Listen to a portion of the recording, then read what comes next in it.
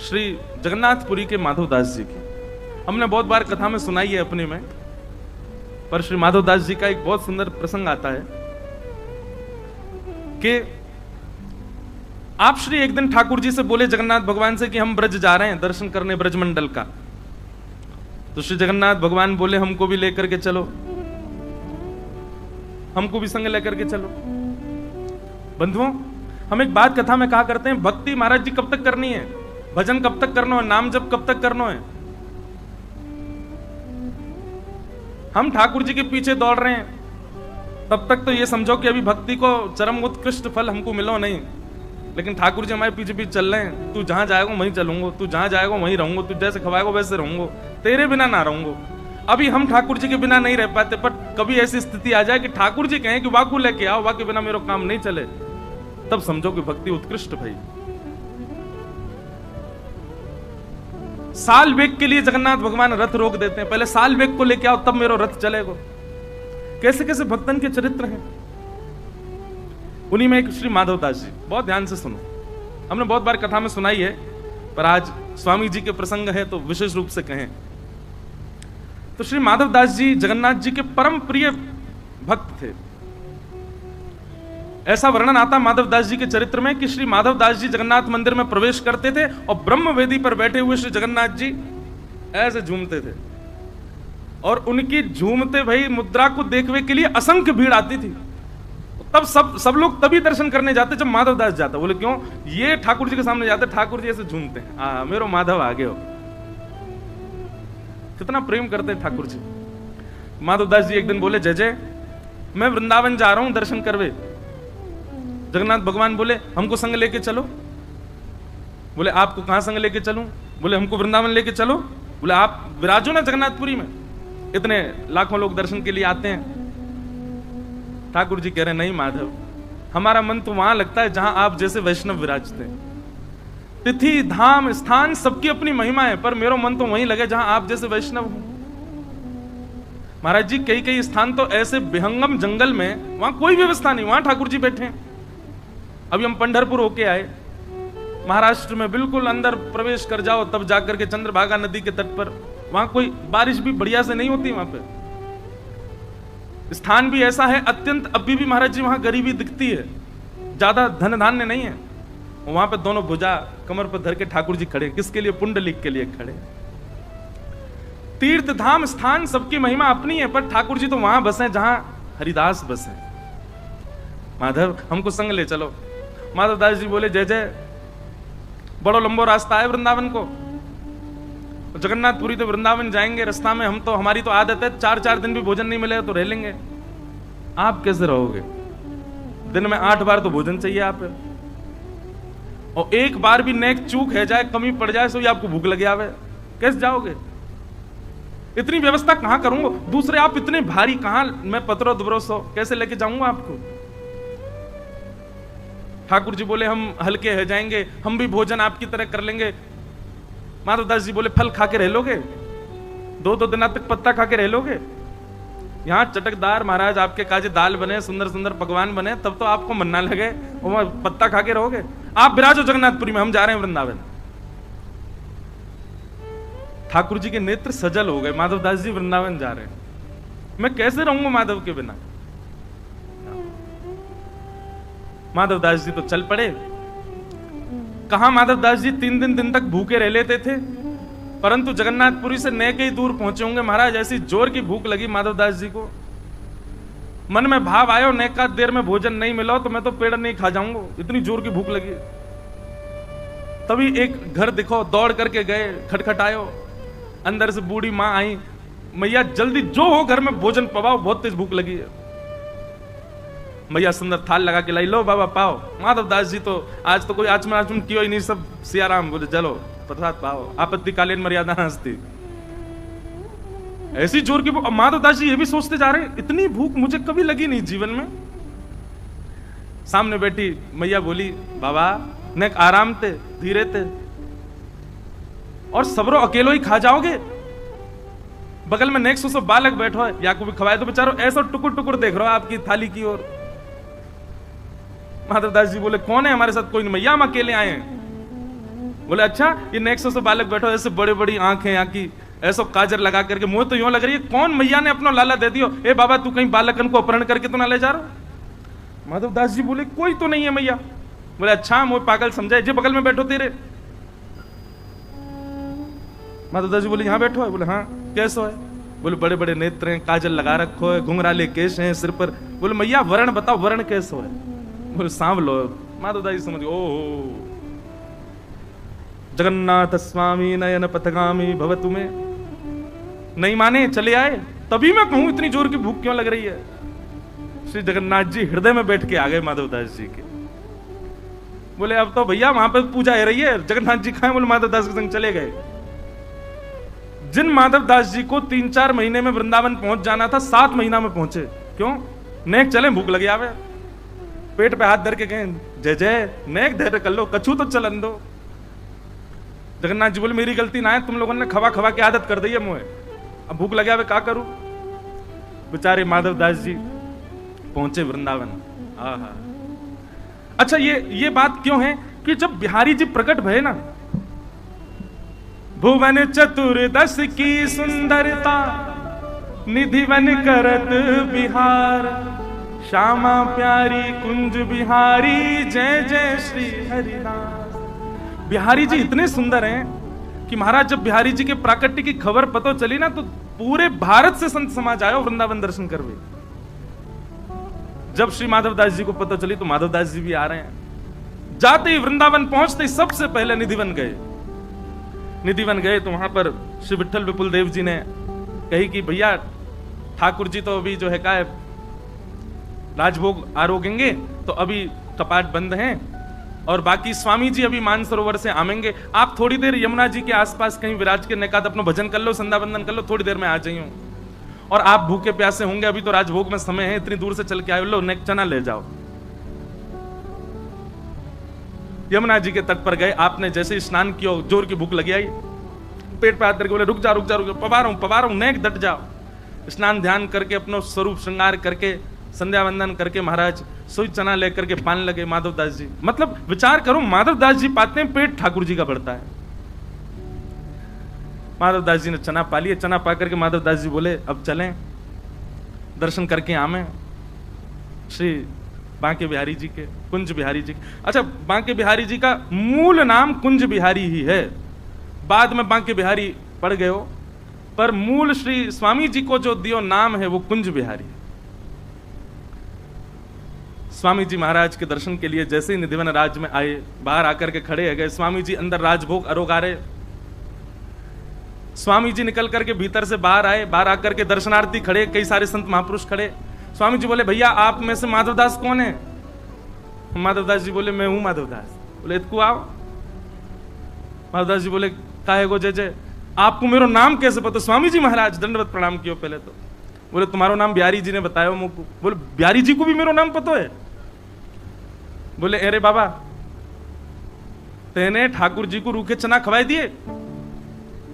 बोले मैंने ठाकुर जी को रूखे चना? ओहो माधव दास जी को याद, वो तो मेरे जगन्नाथ जी पा रहे। बोले तो वृंदावन आते जगन्नाथ जी बिहारी जी बन गए।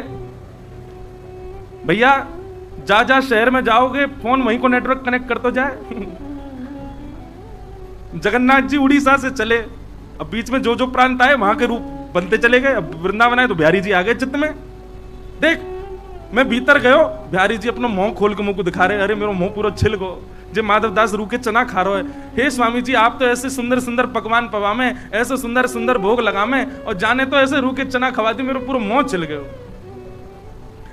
माधव दास जी के नेत्र सजल हो गए। हरिदास जी लेकर के भीतर गए, बिहारी जी मुंह खोल के बैठे, देखो मेरा मुंह पूरा छील दियो। माधव दास जी कान पकड़े, अरे जय जय आपके तो महलन के ठाकुर जी हैं, आपके तो गोद के ठाकुर जी हैं, लेकिन स्वामी जी ज्यादा बिगाड़ो मत इनको, नेक अभ्यास कराया करो, सब भाव से रहें। ऐसी रस लीला श्री माधव दास जी पर अनुग्रह कियो हमारे श्री कुंज बिहारी लाल ने। यहां बिहारी जी भी आनंदित है गए, श्री माधव दास जी भी आनंदित है गए, और हमारे स्वामी श्री हरदास जी महाराज ने माधव दास जी को हृदय से लगा लिया। बोले आपकी भक्ति बड़ी ऊंची है, आपके हृदय में बैठ के स्वयं जगन्नाथ जी चल रहे हैं, आपके हृदय में बैठ के हमारो बिहारी जी बैठो है, बड़ी ऊंची बात है। खूब देर रस चर्चा चली और वही रस चर्चा को आनंद दोनों आचार्य ने लियो। ऐसी रस भावना की बात बताई गई। महाराज जी, स्वामी जी को एक बहुत सुंदर स्वरूप बताया गया है आचार्य ने।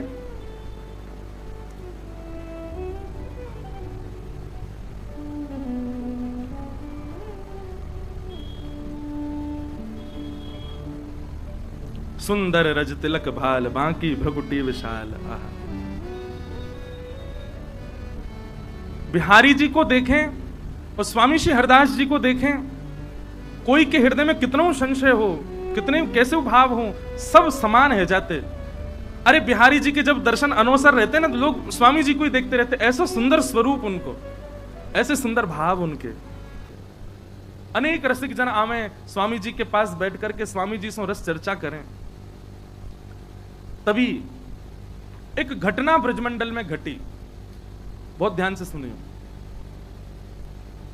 एक घटना ब्रजमंडल में घटी, और ये घटना कैसी भाई? अष्ट सखान में एक सखा है श्री कृष्णदास जी। क्या नाम है? आप लोगों ने यदि हमारी पहले कथा सुनी होगी तो कृष्णदास जी का एक पद हम बहुत गाते हैं। मेरो मन गिरधर छवि पे अटक्यो। ये श्री कृष्णदास जी का पद है। तो कृष्णदास जी मंदिर के अधिकारी, श्रीनाथ जी मंदिर गोवर्धन के, बहुत ध्यान से सुनियो, बड़ी सुंदर चर्चा है। तो कृष्णदास जी गोवर्धन मंदिर के अधिकारी, गिरिराज जी श्रीनाथ जी के अधिकारी। तब श्रीनाथ जी गोवर्धन में विराजते थे, फिर बाद में यहां आ गए उदयपुर के पास। तो कृष्णदास जी को नियम हतो, वो नित्य जल की सेवा मंदिर की करते और स्वयं जाते, कुआं से जल लेकर के आते और ला करके मंदिर सेवा में पधराते। एक दिन श्रीनाथ जी ने प्रत्यक्ष प्रकट है करके, श्रीनाथ जी तो प्रकट ही थे, बात करते थे अष्ट सखाओं से। ठाकुर जी ने कही, बोले कि हे कृष्णदास, अब तुम वृद्ध रह गए हो, आप अब सेवा करनी धीरे धीरे कम कर दो। इतनी भोर में जाओ, जल लेकर के आओ, हमको बड़ा श्रम हो गया आपको देख करके। कृष्णदास जी बोले, हमारी करनी को कितने सारे लोग देख करके पालन करते हैं, यदि हम ही हाथ पे हाथ धर के बैठ जाएंगे तो बाकी के लोगों को क्या प्रेरणा मिलेगी? इसलिए जय जय, हमको सेवा करने दो, आप हमको रोको मत। ठाकुर जी बोले, जैसी तुम्हारी राजी। और एक दिन कैसा हुआ कि श्री कृष्णदास जी जल भरने के लिए कुआं पे गए, और जैसे ही जल भर करके बाहर निकाल रहे, आप श्री का पैर फिसल गया और कुआं में गिर गए। और कुआं में गिर करके श्री कृष्णदास जी के भगवत धाम गमन हो गया, भगवत धाम गमन हो गया। आश्चर्य की बात यह तो थी, दुखद घटना थी कि भैया एक परम वैष्णव भक्त भगवत धाम को प्रस्थान कर गए, पर चर्चा का विषय ब्रजमंडल में यह बना हुआ था कि एक परम वैष्णव की, एक परम भागवत की, एक ऐसे दिव्य महापुरुष की इस प्रकार से मृत्यु होना लोगों का भक्ति से विश्वास उठाने जैसा लग रहा था। सब जगह ये चर्चा होने लगी। बोले कि क्या फायदा ठाकुर जी का नाम जप करने का, क्या फायदा इतनी सेवा करने का, क्या फायदा इतना भजन करने का। कृष्णदास जी को देखो, कुआं में गिर गए, प्राण निकल गए। अरे कम से कम प्राण जाते तो कम से कम ऐसे तो कि सही तरीका से जाते, इस प्रकार ये तो अकाल मृत्यु जैसी है। अब तरह तरह की बात ब्रजमंडल में घूमने लगी। ऊपर से किसी ने एक बात और जोड़ दी। बोले क्या? बोले वो तो भूत और बन गए। किसी ने ये बात कह दी कि वो भूत बन गए। अब जब बात फैलती है ना, तो मानव का ऐसा स्वभाव है, साइकोलॉजी है ऐसी कि वो उस चीज को घर कर लेता है। अच्छा, एक तो अकाल मृत्यु, भूत और बन गए। अब कोई बेचारो पनघटते जल भर के ला रहा है, तो जबरदस्ती टीक दोपहरी खाली, कोई भी नहीं रास्ता में। अब जोर की हवा चल जाए तो ओहो कृष्णदास जी पीछे पड़ गए मेरे, हवा चली बहुत जोर की। बाकी के सब विश्वास भी कर ले, बोले हाँ सही कह रहे हो, भूत तो बन ही गए वो। कृष्णदास जी के लिए कहा जाता है कि उनकी अधोगति, उनकी अकाल मृत्यु, और यह तक कह दिया कि वो एक प्रेत बन गए। स्वामी श्री हरदास जी महाराज कहते हैं, ध्यानपूर्वक सुनिएगा। बोले माथे पर ऊर्ध्वपुंड विराजमान हो गया, ब्रजमंडल में जन्म हो गया, संपूर्ण जीवन में एक बार भी ब्रजरज को बड़ी निष्ठा से जिसने अपने माथे पर अंकित कर लिया, गुरु कृपा से गुरु दीक्षा ग्रहण कर ली, और अपना संपूर्ण जीवन में एक बार भी ठाकुर जी का भजन गा लिया, वृंदावन रस को गा लिया, स्वामी जी कहते हैं उसकी अधोगति जीवन में नहीं हो सकती। कृष्णदास जी ने तो पूरे जीवन ठाकुर जी की सेवा में निकाल दिया, कैसे कह सकते हैं कि उनकी अधोगति हुई है? स्वामी जी को बहुत चिंता हुई इस बात को सुनकर के, ये तो गलत है।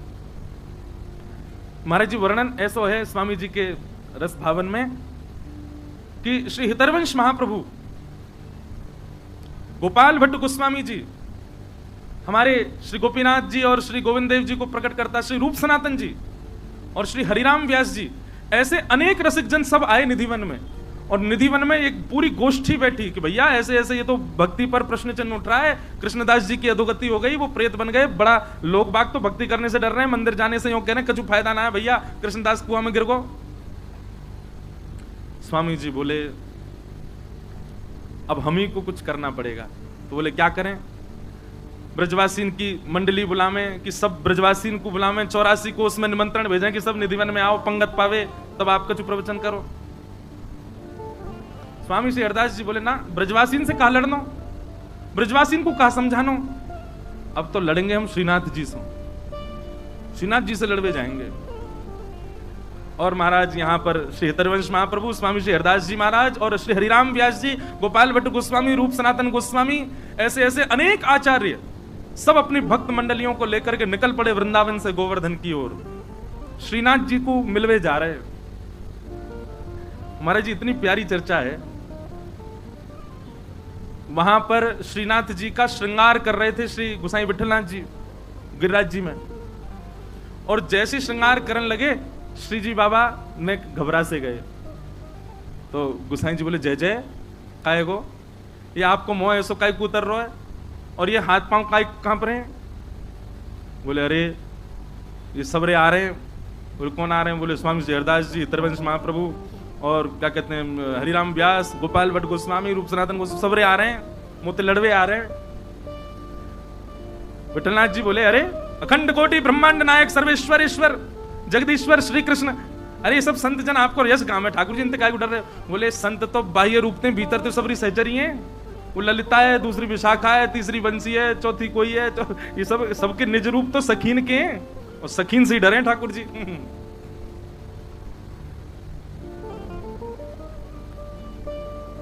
स्वामी श्री हरदास जी महाराज और सब रसिक जन जा रहे हैं, पूरा वृंदावन और जो जो गांव बीच में पड़े सब जगह महाराज स्वागत सत्कार होवे, सब लोग आकर के प्रणाम करें। अब फोन तो थे नहीं, फोटोज तो थे नहीं कि भाई सबन को बस नाम सुने सबने स्वामी श्री हरदास जी, नाम सुने सबन ने गोपाल भट्ट गोस्वामी, नाम सुने हरिराम व्यास। अब जो जो गांव से निकले तो गांव बारे बेचारे हाथ जोड़ खड़े, अब ये ना पता है कौन सो कौन।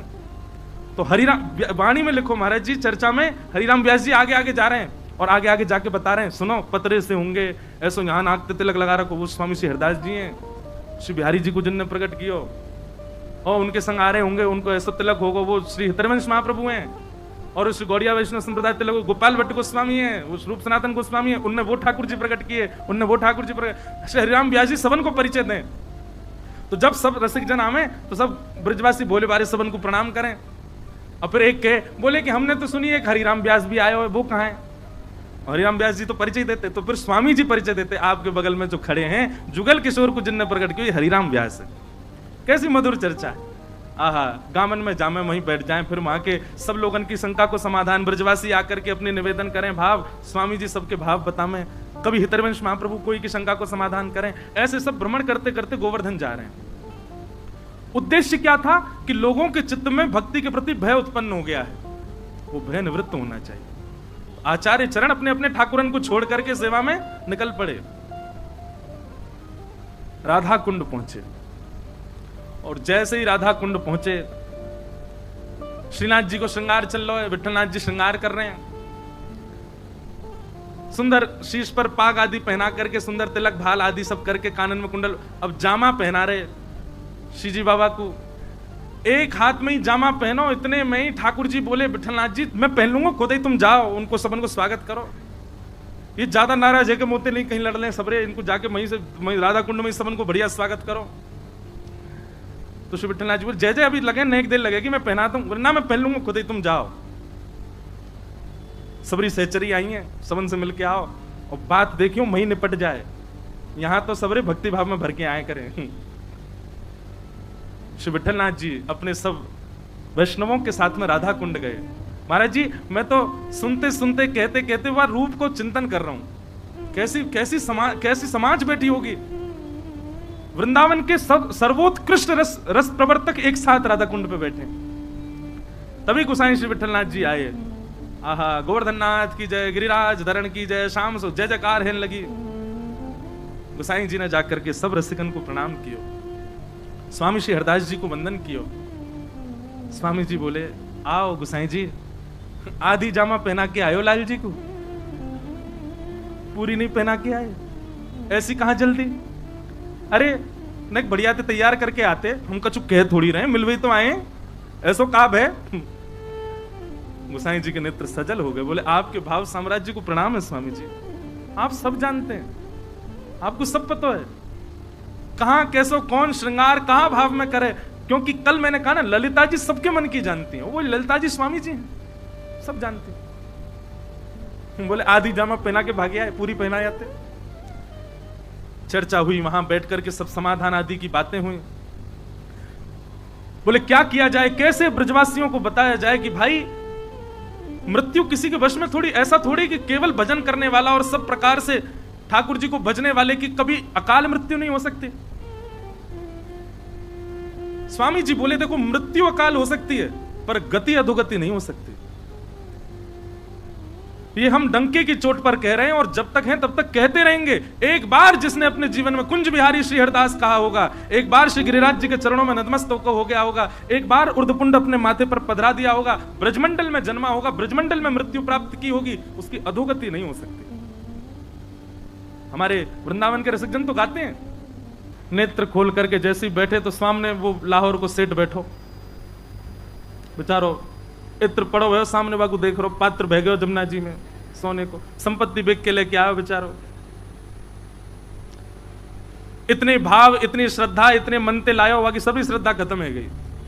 बोले क्या फायदा, ऐसी कहा भैया इनकी स्थितियां हैं, नेक विचार नहीं क्यों, मैं संपत्ति बेच बाग के सब छोड़ छाड़ के आयो, शरणागत वे के काजे, अरे मेरे इत्र की नेक सेवा, अरे ठीक है आपकी स्थिति जो भी हो कर दई आप, नेक तो बिहारी जी के पास, बिहारी जी को नेक छुप जाता हो, वो क्यों लगती मेरी सेवा पूर्ण भाई, पैदल चल के आयो, ऐसा सब कुछ करो, कछु ना लियो।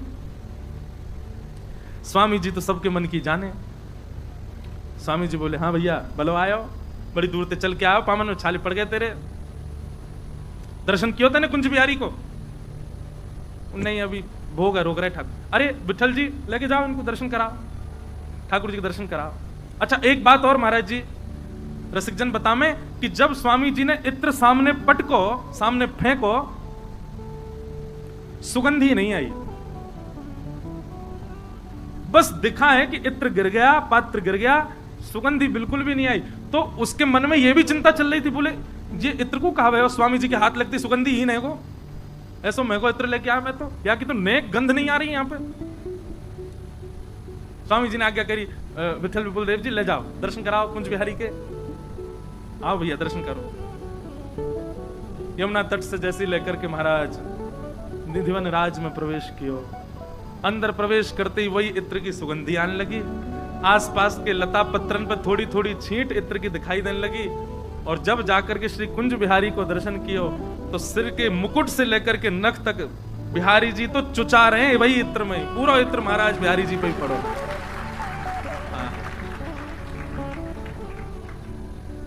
वो तो महाराज वहीं नाचन लगो, बोले मैं समझ ही नहीं पाया हूं जो भयो का। तब विठल विपुल देव जी ने मन की बात बताई, बोले कि आज मानसी में ऐसी ऐसी लीला भाई, तेरो इत्र तो भैया सबसे श्रेष्ठ स्वीकार कियो, बिहारी जी ने ऐसा तो कोई को स्वीकार नहीं किया, हमेशा के लिए शरणागत है गयो। कुंज बिहारी श्री हरदास जी महाराज के चरणन में प्रणाम करके उन्हीं को अनुगत्य में रहने लगो।